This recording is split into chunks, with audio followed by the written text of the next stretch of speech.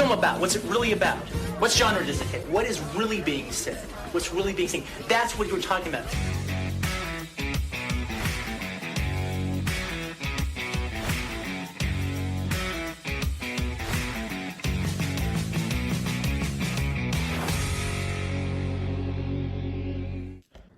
Hello there, and welcome to the Intermission podcast, where we discuss pop culture, content, anything that's out there and getting us excited. I'm Nitin Sundar, and I'm joined once again by Narendra, also known as Dodi. Say hi, Dodi. What's up at your end? Hi, everybody. How are you doing? Hey, Nitin. In today's episode of the Intermission, we will be sharing our reactions and review to The Woman King, starring Viola Davis and directed by Gina Prince-Bythewood. I'm going to read the IMDb plot summary for this movie. Dodi, you should realize that this IMDb plot summary is pretty strange, by the way, which is why I'm reading it out. Okay, sure. A historical epic inspired by true events that took place in the kingdom of Dahomey, one of the most powerful states of Africa in the 18th and 19th centuries.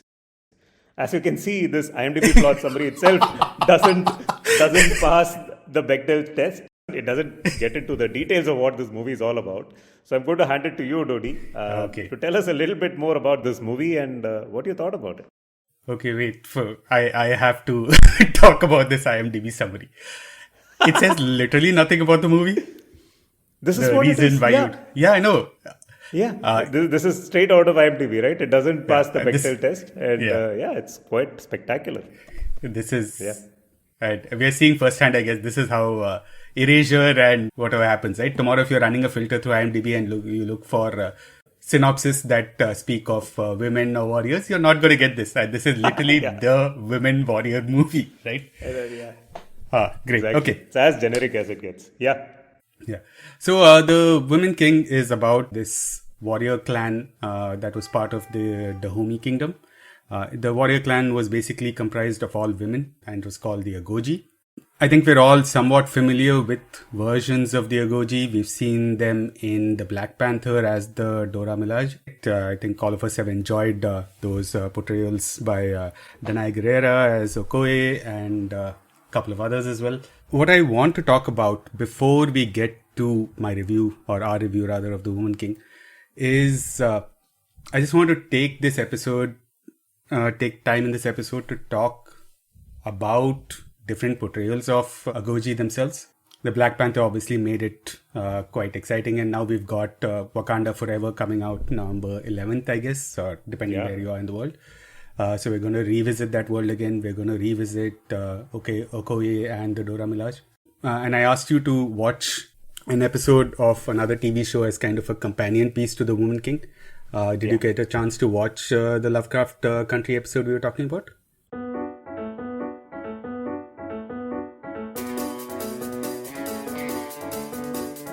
Oh, Cinnamon, where you gonna run to? Oh, Cinnamon, where you gonna run to? Yes, I have in fact watched the Lovecraft Country show, and I rewatched the episode in question where one of the characters gets transported in time and becomes a part of the Dahomey army, so to speak. So a quick intro to Lovecraft Country as well. It's an HBO show. It's basically horror filtered through the Black experience in America. It's kind of, each of the episodes are standalone anthologies with a larger serialized picture, but they go through, monsters that come out of dark, but filtered through race, go through the idea of a werewolf, but filtered through race. The show didn't entirely work for me, but I was quite taken in by the way the stories were told and by the way they took horror tropes and applied them to the story of race and racial struggle in America. No surprise that one of the main shepherders of the project, one of the exec producers, is Jordan Peele, who wrote Get Out and Nope and everything else, Us as well. So this episode that I suggested to Nitin that we should watch is an episode called I Am. And I'll just give a brief little context to the story. So there's some magical book. There's our heroes are trying to figure out what's happening with all of that. Why are they connected with it? And when I say heroes, all of our main protagonists in the show are African Americans. In the first episode, the heroes, the lead's uncle dies in an attack to protect... You have to say who played the uncle. The one and only Mr. Courtney B. Vance. What do you want to connect to Courtney? I'm going to connect something else to him. Why do you? Oh, wait. No, actually, I wanted to talk about our guy. Okay. Courtney B. Vance. Yeah. Okay, you want to talk about Omar. Omar plays his dad, not the uncle. Omar plays the dad, of course. Sorry. Omar plays the dad. Courtney B. Vance, by the way, is... Okay. So Courtney B. Vance, by the way, is married to Angela Bassett, the queen of Wakanda. And just... Oh, okay. And just full stop, the queen, right? I don't think she needs... You don't need to define it with Queen of Wakanda. She is just a queen across all kinds of work that she's done. The dad is played by the one and only Michael K. Williams, the late great. Shot to fame as Omar on The Wire. Omar I can't whistle, but if you can whistle, I think now's the time to do I can't whistle, man. I can't whistle. I mean, if you're talking about the king, you better not whistle badly. So, yes. No. Yeah. You come at the king, you best not miss. Great. Yes. Yo, so come on. Yo, Omar coming, man. Oh, shit.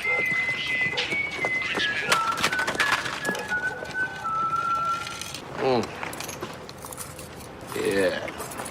The cheese stands alone. So the uncle passes away, and they don't tell the aunt the entire truth. And a few episodes later, the aunt is trying to figure out what really happened, and she realizes that some of the story is not adding up. And this is her investigation of what happened to her husband. She travels through time, right? Actually, I'm not even sure what exactly she does. It is a time capsule of sorts that she sort of gets into and goes to different points of time in history. Yeah. First, I just want to say a quick shout out to the actress, Anjanou Ellis, who does a great job, A, in this episode. And B, you might recall her from playing the Williams sisters' mother in King Richard. Yes. Yeah. Again, an underrated and underappreciated performance. I think Will Smith's Richard Williams doesn't really pop without the kind of antagonist energy without the counter energy, thank you, that Anjanou brings to that role. So, without getting into too many details, she's somehow sucked into a multi-dimensional portal. And the episode is titled I Am, and it's about the identity of an African-American woman and what she sees herself as. She gets an opportunity to pick any era and any place that she can go to and be who she wants to be, right? So the first place she picks is Paris with Josephine Baker. So Josephine Baker was an American-born French dancer, singer, actress. She was the first black woman to star in a major motion picture back in 1927. She refused to perform in the US because she would have had to perform for segregated audiences. Okay. She used to do Broadway dances, burlesque. And what happens with our character, we forgot to name her, Anjanou Ellis plays the role of Hippolyta Freeman, Aunt Lyta as they call her. Lyta ends up being transports herself and becomes one of the dancers in Josephine Baker's troupe. And she gets to express herself as an artist. She gets to see what life can be like if you live openly without any restraints. Josephine Baker was, apart from being an artist, she was also a civil rights activist. In 1968, when Martin Luther King was assassinated, she was asked to take over the civil rights movement. What? Okay, I didn't know that. Yeah, so she was asked to take over the civil rights movement. She thought about it, but finally declined because she feared for the safety of her kids. But, for me at least, things like The Wire, things like even Lovecraft Country, they've just given me an opportunity to kind of learn a lot more that I would not otherwise have known. We just see what we see. So, I wouldn't have known much about Josephine Baker. I know her as an actress. As a trivia piece, I knew that she is kind of tangentially related to the civil rights movement. But to see her being played in a show and being an idol for a character who's trying to figure out who they are, I think that was quite, enlightening and interesting to see. On that note, right, I'm probably much less or much more poorly informed than even you are, given you actually spent some time in the US. Again, just thinking about both Lovecraft Country and I want to talk about also Watchmen, right? Both these shows have massive set pieces mounted around the Tulsa race massacre that happened. Yes. I'm ashamed to say I didn't even know about the Tulsa race massacre until I actually watched Watchmen. Yes. All I knew about Tulsa before that was that's where Chandler Bing got transferred. You know how people say that Tulsa is the Paris of Oklahoma? What? Who says that? People who've never been to Paris? What's going on? We're moving to Tulsa. Excuse me? Yeah, so, I mean, Yeah. nothing to be ashamed about that. Neither did I, but by the way, neither did a lot of Americans, right? I mean, a lot of people spoke about it's not taught in textbooks. It's, I guess. And it's an example. I mean, one thing is the riots part of it, but the other side was that there was a successful, high-income township populated by African Americans. They had banks. They had, entire industries. Which is why they were running out of attacked. that place. Yeah. So, you can see that, and they were attacked like they were crazy, like right? armed services attack, right? They were planes bombing them. This isn't some riot. So I think in some ways, potentially connecting back to the conversation we had last episode about the right wing in India, and it's quite stunning, and even good digression with good rabbit holing with Watchmen. Even Damon Lindelof, who wrote Watchmen, who wrote and created the TV show Watchmen. He spoke about not having known about the Tulsa massacre until he read an article by Ta-Nehisi Coates in The Atlantic. They were talking about the Tulsa massacre. He's like, what is this? How do I not know this? Wow. I consider myself to be well read, and I have no idea what this is. And he read about it, and then he realized, and he wanted to figure out a way to put that back into the work that he does. And he populated his room with a lot of writers of color, creators of color. Talks about just sitting there and listening to what everybody else says and not making it about how to tell a story that he knows. There are many things to get into in Watchmen, including the big reveal later that the key character, and that's again, to give it away, the reveal that who did Justice is actually a black man. Yeah. Which, if you think about it, is such a subversive idea, right? You're saying first ever hero. There are two subversive ideas. Number one, the first ever hero, costume superhero, was a black man. Yeah. Right. That itself is already like, oh, you're coming after our heroes. Our lore, so to speak. Yeah. Second thing, and this was to me the thing that really stuck out in that. We're completely off track now. We're talking about the Watchmen, but it's fine. Which is totally fine. Yes. Yeah. So the thing that really struck me in that episode is when he finally puts on the mask. Yeah. Right. And he's putting on the mask not just to protect his loved ones.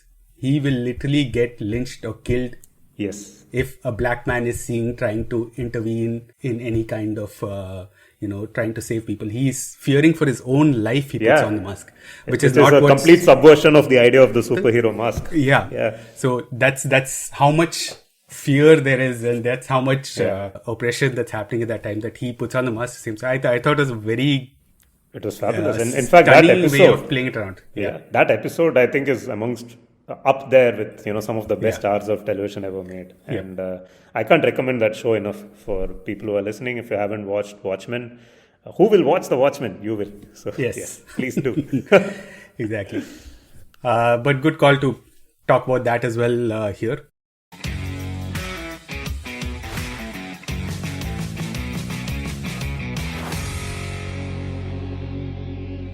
Coming back to Lovecraft Country. So she lands up in Josephine Baker's chorus line, gets to interact with her. She then moves on to, she realizes what I need to be is a fighter, what I need to be is a warrior. And the constant refrain of the episode is, who are you? Name yourself. And she says, I am a warrior. And then she gets transported to the Dahomey.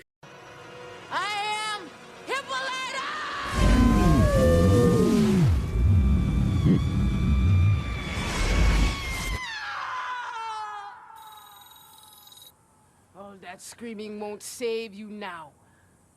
You're not making a baby, you're in a fucking fight! To us, it's at least recognizable because we watched Black Panther and we have some idea of, hey, this kind of looks like that, right? That's where it starts. And she ends up training, learning how to fight, learning how to turn her anger and her strength, anger into her strength rather, and learning how to become her own person from a physical and mental point of view. Yeah. She then moves on from there. Before we go there, very quickly, we should point out who plays the role of the head of the Dahomey in the Lovecraft Country episode. You have seen the Veep, right? I recognize her face, but I could recall the actors. Go ahead. So that is Sufe Bradshaw, who plays the role of Sue Wilson in Veep. Oh, the secretary. The president hasn't called yet. Sorry. The president hasn't called yet, yes. And she is the head of the... Sue? Yeah. Hey, Sue. Did the president call? No. Oh, Sue, did the president call? No. No. Sue. Did the president call? No. No. Yeah. Okay. Right. She's What the a secretary. fantastic, iconic character. Yes, absolutely. Sue, did the president call? No. Yes. Yeah. Probably one of the best running jokes of Veep. Seriously, All the way yeah. from season One of the one best till the running end. jokes in all of television, right? Like across so many yeah. seasons, like that literally keeps happening every other episode and you laugh each time. Great call, great catch. Before Hippolyta moves on to the third segment of her reinvention or discovery of herself, there is a short scene where she names herself George's wife, and she goes back to a scene that we've seen earlier in the show, and she talks with her dead husband. And I thought it was a really moving scene where Courtney B. Vance, who plays George, he first starts a little defensive. He's obviously supportive of his wife, which we've seen even earlier in the show, but he starts a little defensive when he starts to feel a little attacked by her saying, "You made me feel small." Yeah. And then slowly he kind of takes a deep breath and says, "You're right. I did the things that I needed to do, and I led you to becoming smaller, and I led you to this place where you couldn't be everything that you were." I thought that was very nicely done. Where It was. Yeah. Shout out to all husbands who also observed Karwa Chauth by fasting along with their wives. No, that doesn't make you progressive. Sorry to say. Long way to go. But yes. So I thought that scene was really moving. In the middle of all this fantasy and drama, you again ground it into coming back to a real person. And then she graciously puts her hand out to him and she says, "Come along with me." And she finally names herself a discoverer. Yeah. Right. And she then gets transported along with him, and he's happy to be second fiddle on her ride when they land on an ancient, on some kind of a extraterrestrial planet with aliens and all of that. And she starts discovering things. She basically becomes this character that her daughter has been drawing in those Orinthia blues. And she becomes that character. Even here, the moment she lands, and just to speak about Lovecraft Country as a whole, the moment they land on the planet, along with the music, there's an overlay of a poem by a musician called Sun Ra, who was a jazz musician, composer. He was one of the pioneers of Afro-futurism, which is basically, when you pull it all the way down, that's Wakanda is epitome of Afro-futurism. And, he was back in the 30s and 40s, he was the guy who started first working with synthesizers, with electronic keyboards, stuff like that. So at some point I got to this, every time I watched the show, I would keep trying to figure out where this song came from, where that particular speech came from, where this came from. And you start kind of learning a bit more and more. She finally leaves from there as well, and she chooses to go back to be with her daughter because her daughter needs her help. And she finally claims her name as Hippolyta, which, by the way, is the mother of Wonder Woman. Oh, really? I didn't know that. Yeah, one of the Amazons, right? That's where all of these start getting mixed. You say Dahomey Amazons, but really, even Amazon is a Western concept that we're putting onto the idea of the Dahomey. It's basically women warriors. Right. Did you see the point of having watched that along with the Woman King? Oh, I didn't go so many layers into it. For me, it was more just to see what the depiction of the Dahomey warriors was. And I was pleasantly surprised to see Veep there. But that apart, I didn't peel any further layers. That's fine. And like you said, the idea of a black woman who's otherwise doesn't have any agency from multiple sides, A, black, B, woman, and in this episode gets to explore their identity, right? And literally what that episode's trying to say is the same thing that our parents have been telling us from the time we are kids, right? You can be anyone you want to be. I think the way the story lands is pretty good. So coming to Woman King. Yes. An evil is coming that threatens our kingdom, our freedom. But we have a weapon. They are not prepared for. Okay, let's just start quickly with a few thoughts around the movie. I was pretty excited. I'm a fan of Gina Prince-Bythewood from a while back, and some of you may have seen her previous movie, which was on Netflix, called The Old Guard, starring Charlize Theron. It's an adaptation of a comic book, and They play a bunch of warriors from ages ago who are immortal and who can't die, Yeah. and they go around doing missions across the world, right? Yeah. I think the best part of that movie was the first shootout that happens, where Charlize Theron and her group gets shot, and you think, okay, what just happened? Okay, is this whole movie going to be flashback? What happened before they died? And then they slowly start stirring back to life. Like, they've been riddled with machine gun bullets, and they just get up. Start to come back to life. Yeah, they heal. Yeah. I thought that was a nice mass moment. Thereafter, the movie shows more of that. Basically, it's an okay movie. Yeah. So the Woman King, I quite liked the movie.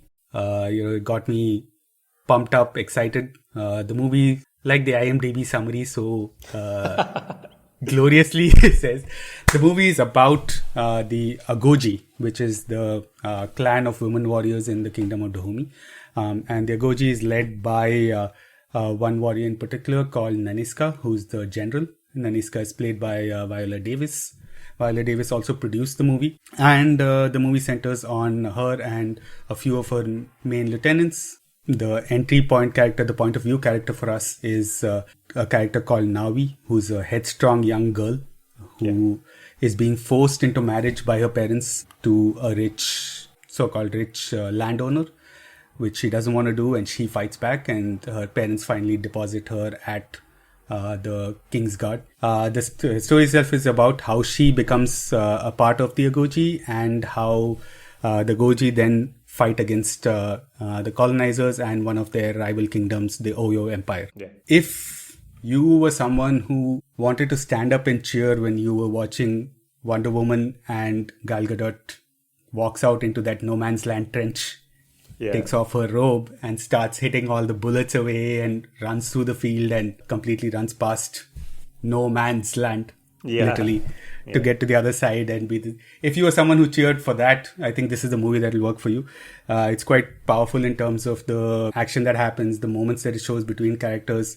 Even if you don't go all the way into how difficult it is for a woman to be a warrior, or how difficult it is to be a woman in this world, and especially at that time, it's still quite entertaining and exciting. I think in the end, really, for me, I had hit the point where when they started doing the war chant, Agoje, whoo-shoo, and I started doing that as well. So I was cheering in the theater, and I was like pumping my fists and all of that.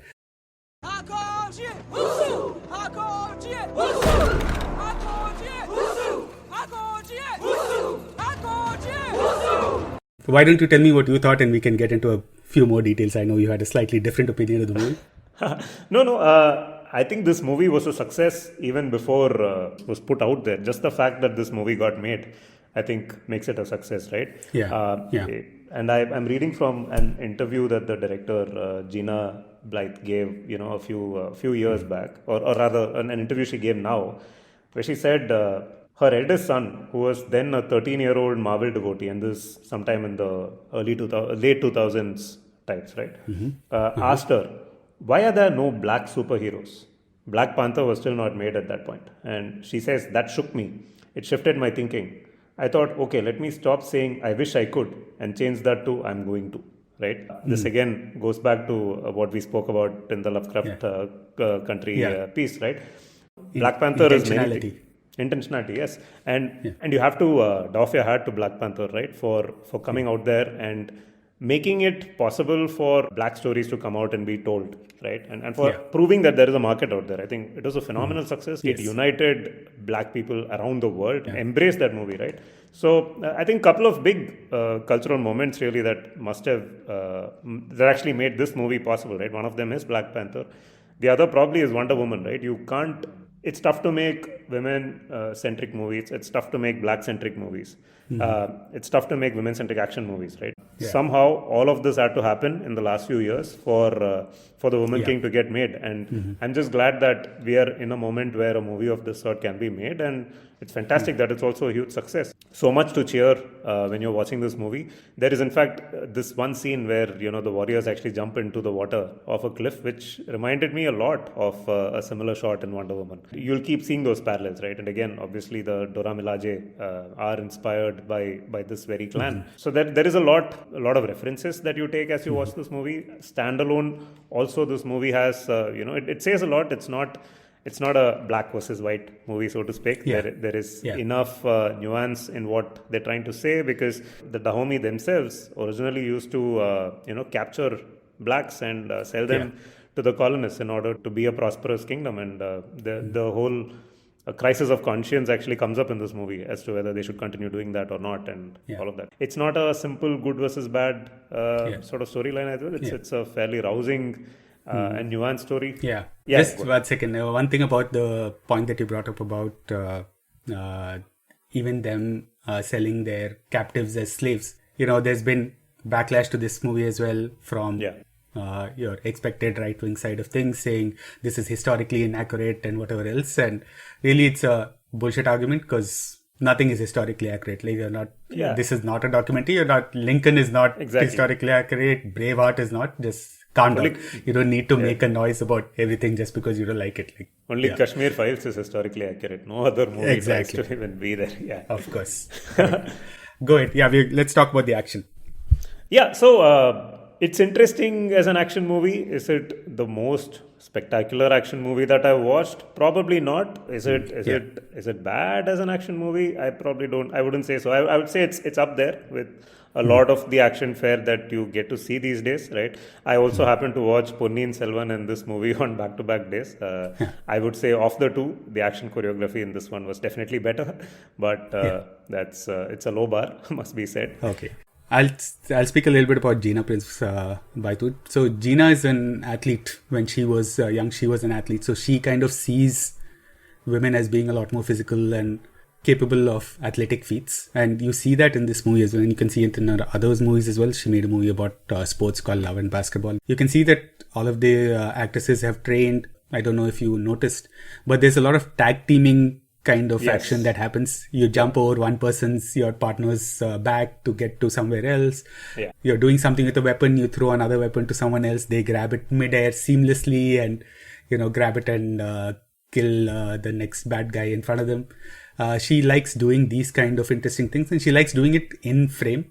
So you see these people actually jumping, and so there's a lot of training that happens with the actors, and I thought it was impressive that Viola at her age, and I think she must be 55, 57 maybe at this point, I don't know, at least 50 plus, being able to do some of these stunt sequences and all of that. And I thought that was pretty impressive. She's also trained, very visibly trained, right? Like very, she's definitely muscled up for the role, and she's muscled up. You can see Lashana Lynch, who played 005 in the last Bond movie, I can't remember, but also was Captain Marvel's friend. She has a great role as Izuki.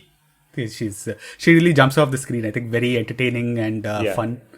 Always bringing levity to all of the scenes. But they've done a lot of training. They've really given their all to make action interesting and not really hide it within cuts or hide it within let's say spectacle and bombs and whatever else, right? There's actual hand-to-hand combat that clearly people have trained for. I don't mean to diss the movies or the effort that has gone into the action choreography, but after having seen Mad Max and what was done there, right? My problem with a lot of action choreography these days is that it's a headache to keep track of what's happening. Cameras moving all the time. But it's one thing to do the quick cuts, right? Like I remember reading somewhere that the reason you have so many cuts in movies today, as opposed to movies back in the day that were shot in film, is you actually can cut now. You could not cut. You can. And so, and there are directors or there are choreographers who've taken that to the extreme, right? You have scene lengths that are like 1 second, 2 seconds on average, and you literally can't keep track of what's going. And then you have, Mad Max Fury Road, where George Miller ensured that he did a lot of planning to ensure that audience would not struggle to enjoy and track action choreography when it happened. And I feel that needs to become a gold standard. And I know it's not easy for every director to do what he did. Obviously, that's why that movie is special. But I think having seen that and seen what is possible if a director chooses to immerse himself into, camera positioning and protagonist positioning, I hope that more action movies do that going forward. That's about it. Agree on that.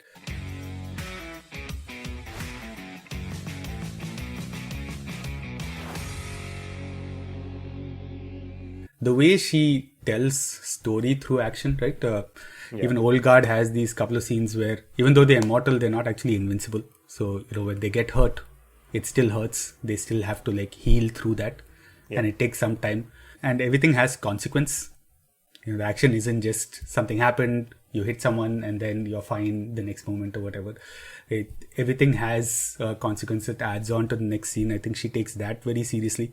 Even in Woman King, for that matter, there's a lot of storytelling that's happening just behind, like when Navi first gets sent to the Kingsguard Palace. Lashana Lynch opens the door, and that dad complains about this daughter and says, "You take her, we don't want." And Lashana's expression is just like, she's got this half smile on her face. She's like, "Yeah, I've heard this story 100 times. This is how it happens." You don't even need you're not the first person to come here who's like this, right? She's just, everything is said on her face where she's just like, "Yeah, this is what happens. We have like headstrong women, and society doesn't know how to handle them, so they have to come here and become warriors here." Yeah. There are all these shots in the background of the warriors recovering. They're sitting together, they're holding each other's hands, or they're, helping each other through a difficult moment, or post-attack or post-fight, recovering through action scenes. And it's not just action. She did the sports movie called Love and Basketball, which is about women's NBA.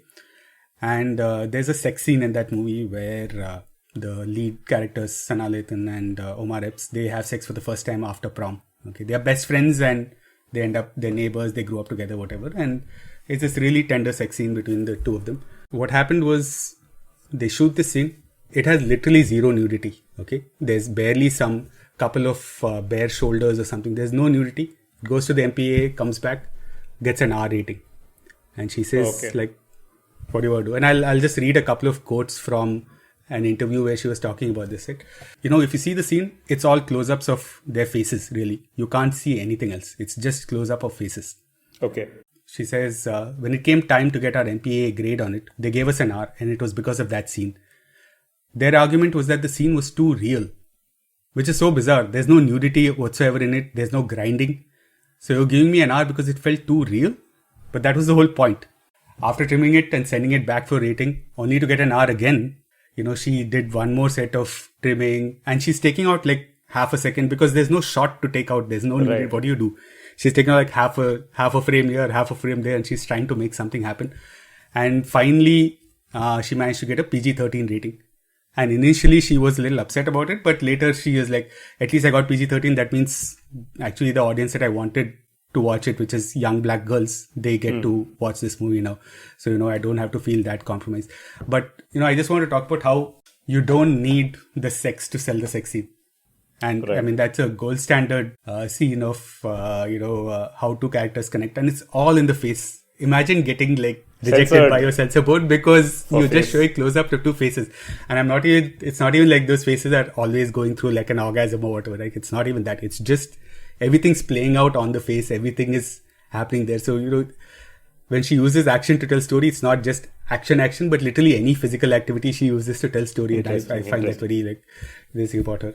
Another thing I want to talk about was the idea of sisterhood within all of her movies, and especially here.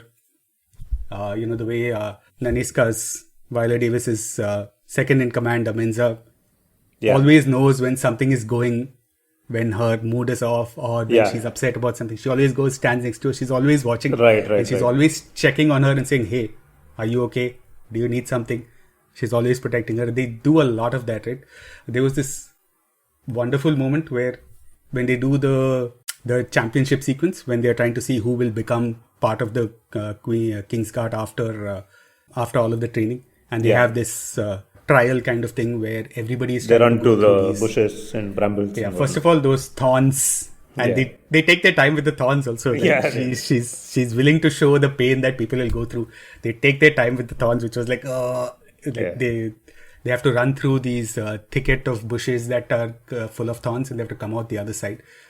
And there's this other character, the Mahi lady, who's come as a captive and who was given a choice to either leave or stay and become a warrior, train with them and become a warrior.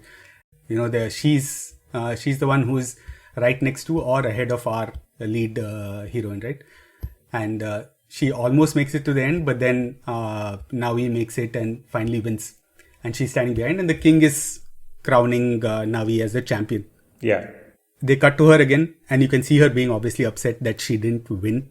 And any other movie would have taken this character to continue to be an antagonist till the end, and maybe at the last, either would have double-crossed them in the last fight, because she's also not part of the Dharmi, right? Let's remember, she's an outsider, quote unquote. She's been taken away from her family.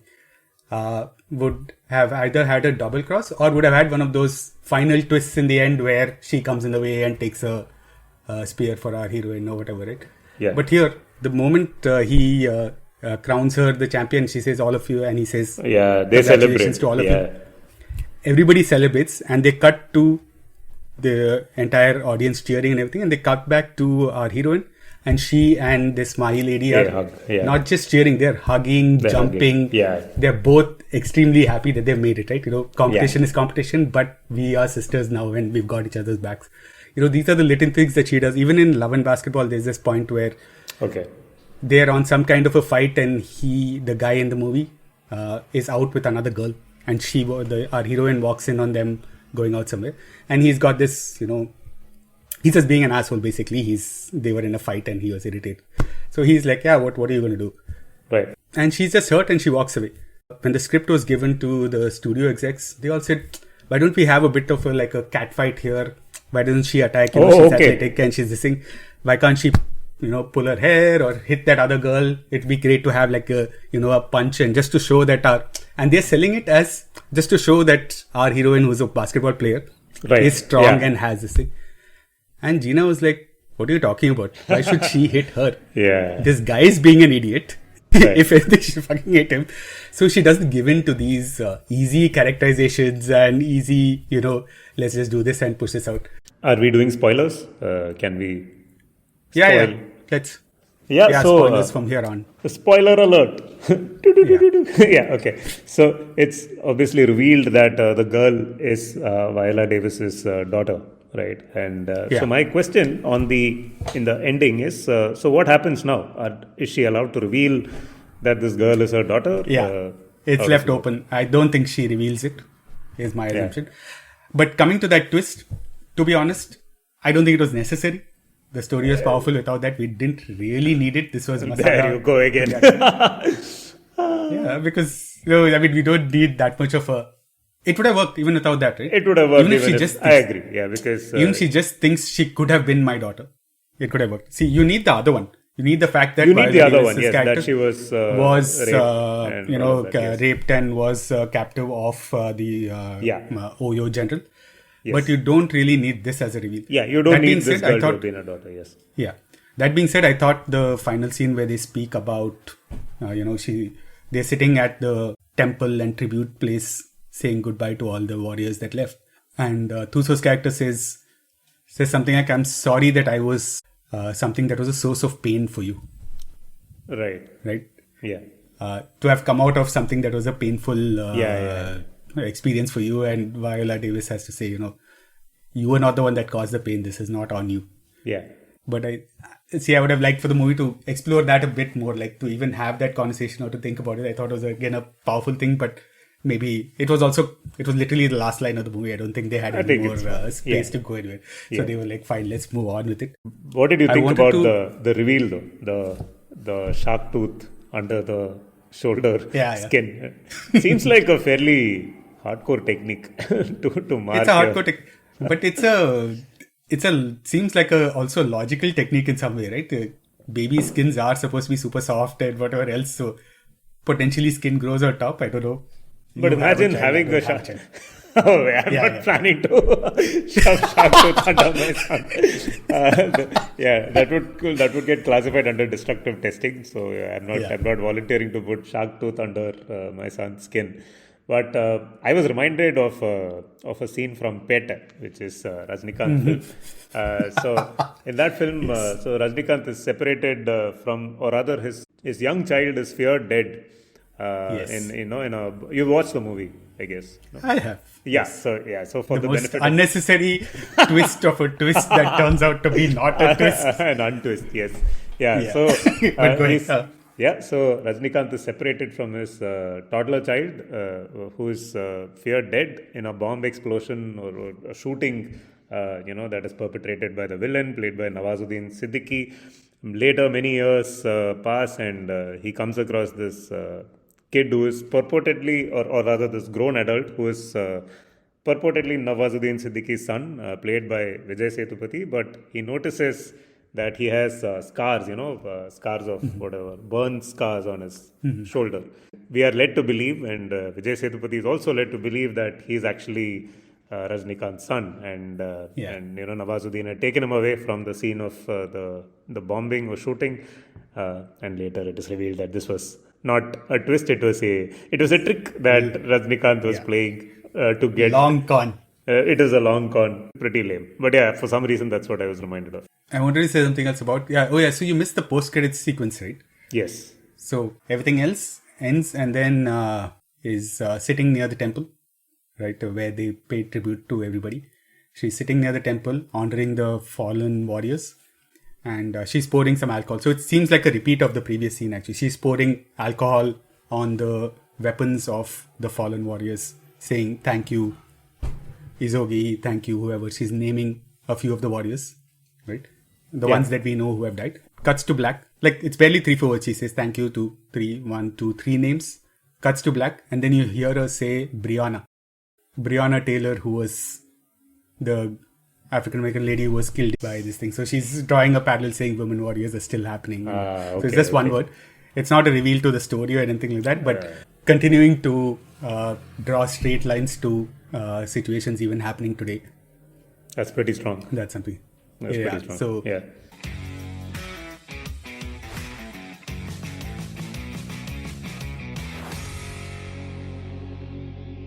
We'll just quickly talk a bit about the performances. I thought Viola was really good.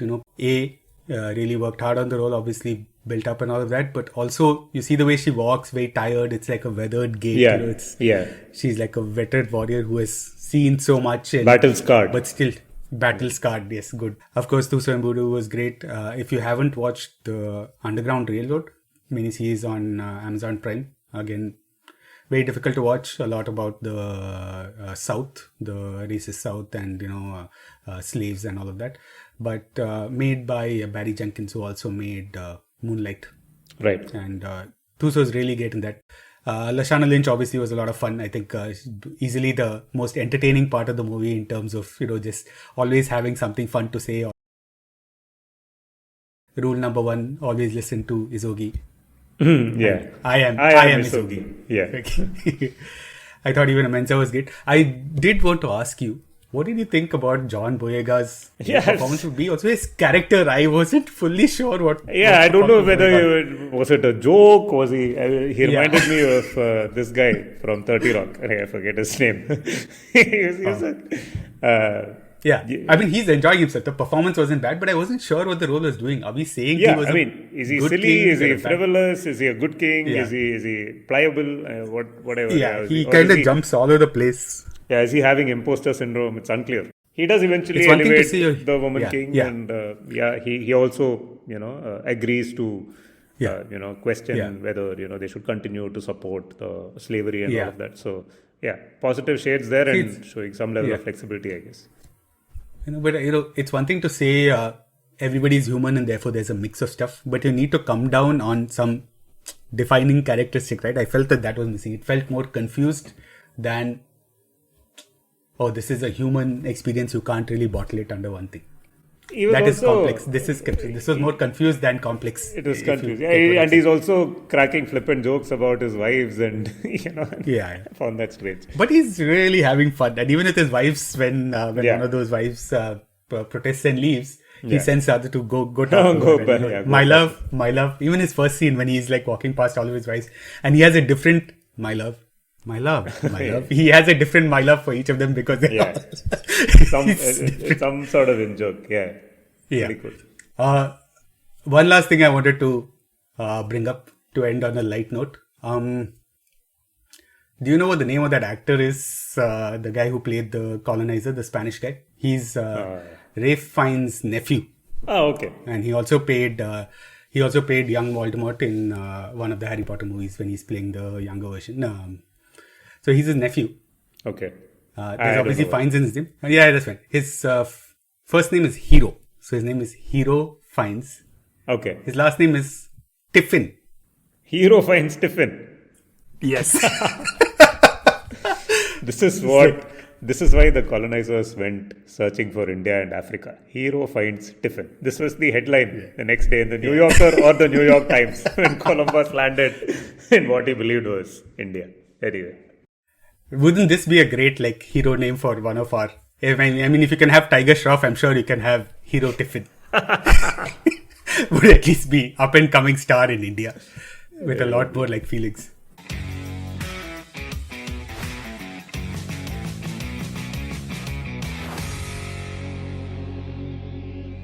I have one question about the movie though. See, I'm going to draw a parallel here. Well, obviously, this is Afro-futurism, which is now, and you're seeing a lot of movies getting made about it, and it is great, and they are fantastic movies, right? There's a good movie. You have a similar sort of movement that's happening in Tamil cinema right now, where there are lots of movies that are being made about caste and caste oppression, right? So, Pa Ranjith.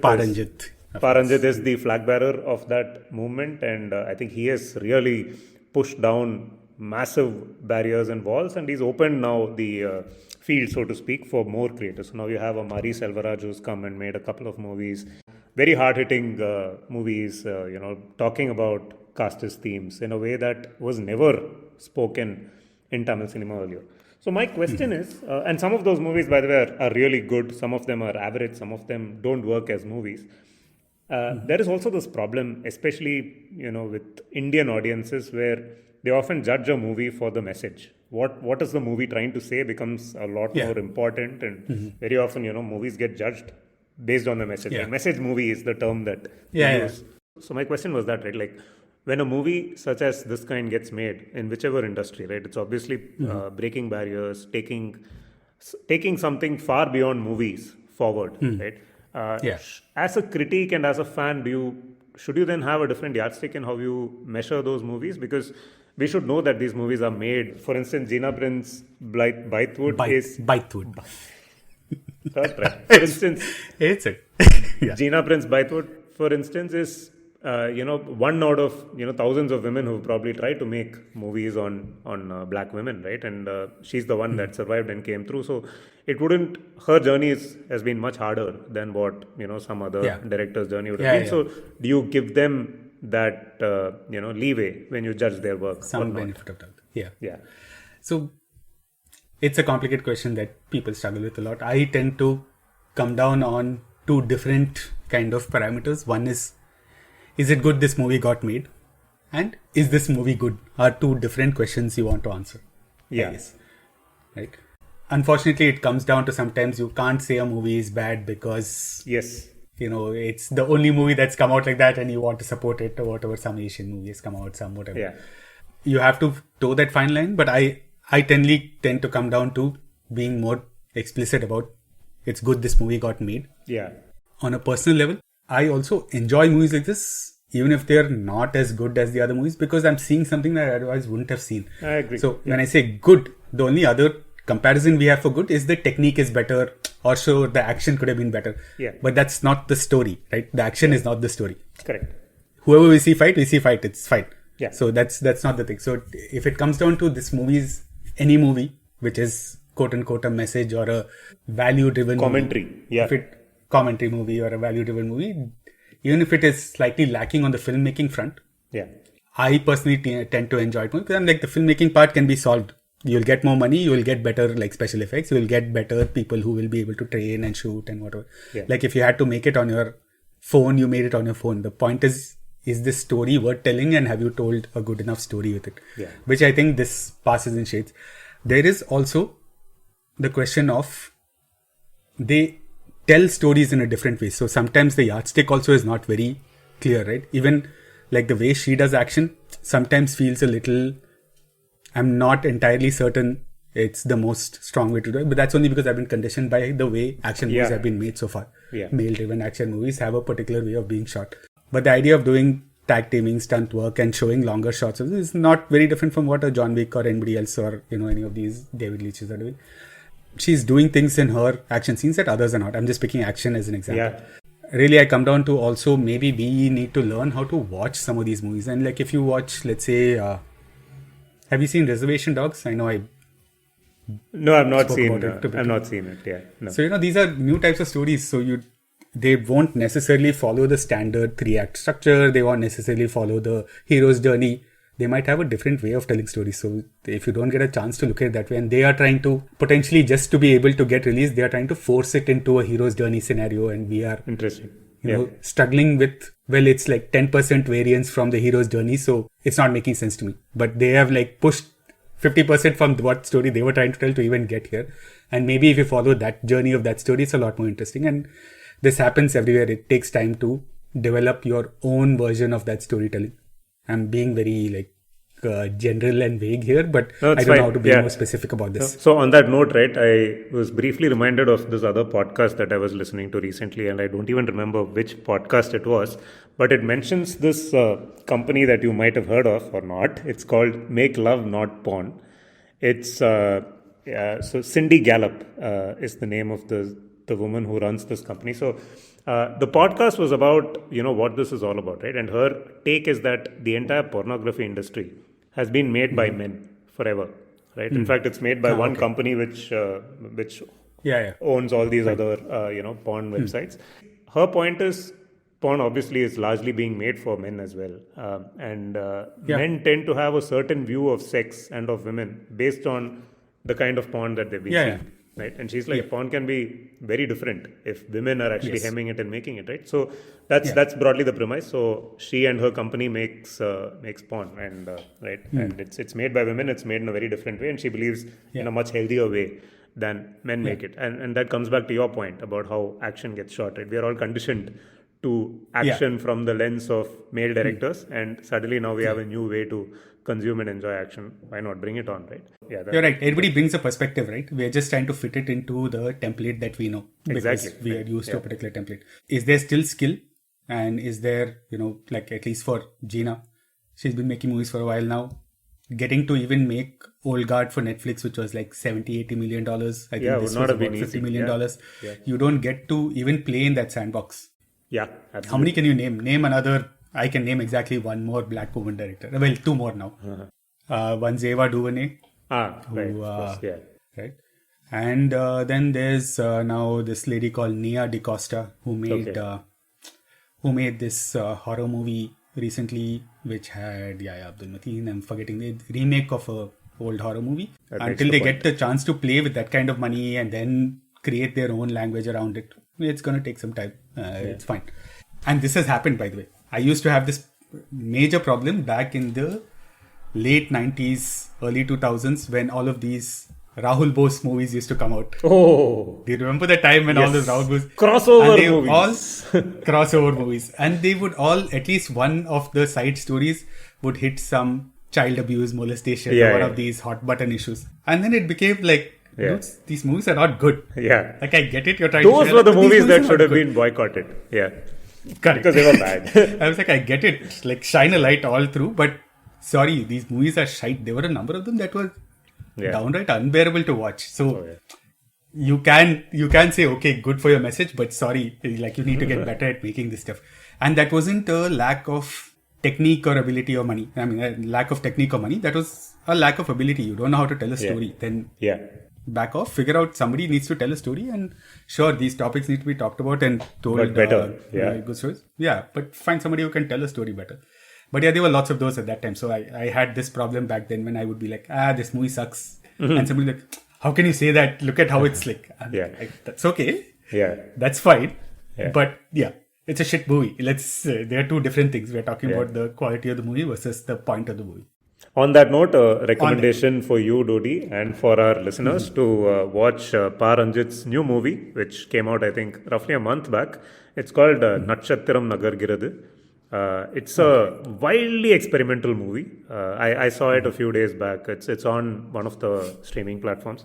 It's bizarre, it's interesting, it's uneven, but again, it says certain things that have never been told before in Tamil cinema. Is the craft as good as it can be? Actually not. It's not even Ranjith's best movie, I would say, and he's actually a fairly good director. But it's still a very it's one of those movies where you will not take your eyes off the screen if you're watching it, right? It's fairly long. It's I think 2 hours and 40 minutes or something, but you can watch it with subtitles. Nakshatram Nagar Giradu. It's streaming on somewhere. Okay. Yeah. Okay. We'll find it. Can you also tell us what the podcast was that you were talking about? I think you only told us the name of the company. And I didn't figure that out. You don't remember? And this is an interview with the maker of the... It was a short interview with her. I think it was one of the Prof. Galloway podcasts. I'm not sure. I think it is a Scott Galloway podcast. Anyway, I'll find the link and put it. Yeah. So that was a review of The Woman King. As you can see, I was very much taken in by it. Well, it's a review of The Woman King, which spanned Lovecraft Country to start with. We went to Watchmen. We went to Veep. Even before we came to Woman King, I think we had spent about 30 minutes. Yeah. But eventually we got Not there. to mention, we finally took it to Pa Ranjith and to caste-based filmmaking. And unfortunately, a place where all of these names will also get tagged with one and only Rahul Bose. Well, yes. What's that? That's it for this week. We'll be back next week. We don't quite know what we're going to do. But we don't know if we'll be back next week, but we will be back for sure at some point of time in the future. We will Fair enough. Yeah. Okay. Let's not keep our listeners waiting. All right. Thank you, everyone. Thank you, Nitin. Thanks, Dodi. This Please was fun. like, review, rate, subscribe, listen to our podcast, pass it on to your friends if you enjoyed it. And send us your feedback at Yo Intermission on Twitter. Let people know about us. We are still in that phase where we are looking for our early cohort of avid listeners. And if you're one of them, please spread the word. Thank you. Bye. Bye-bye.